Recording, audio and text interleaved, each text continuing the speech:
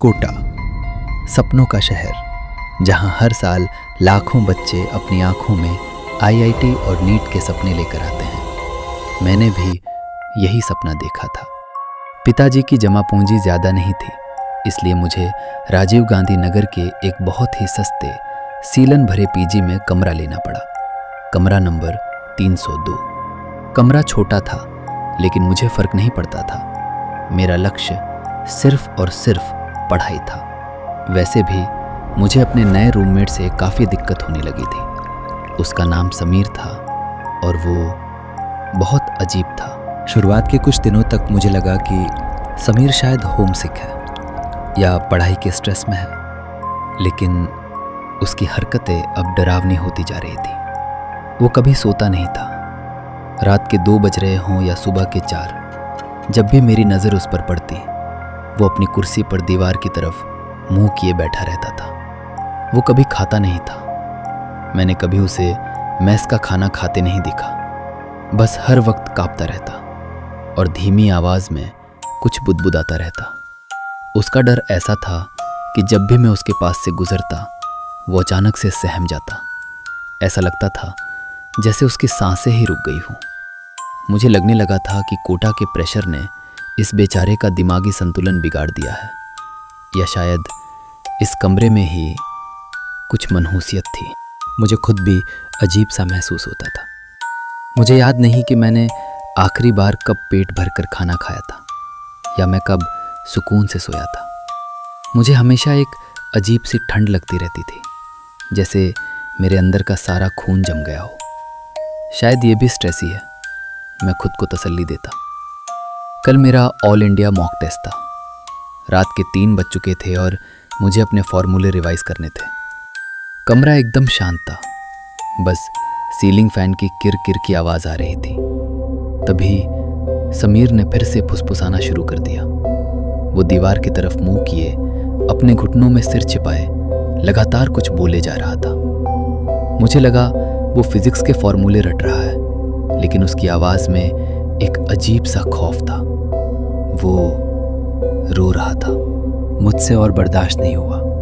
मैंने सोचा आज इसे समझाना ही पड़ेगा कि इतना स्ट्रेस लेना ठीक नहीं है। मैं अपनी कुर्सी से उठा और धीरे धीरे उसके पास गया। कमरे का तापमान अचानक बहुत गिर गया था। समीर, मैंने कहा। उसने कोई जवाब नहीं दिया, बस उसका कांपना और तेज हो गया। भाई रिलैक्स कर, इतना स्ट्रेस लेगा तो एग्जाम से पहले ही मर जाएगा।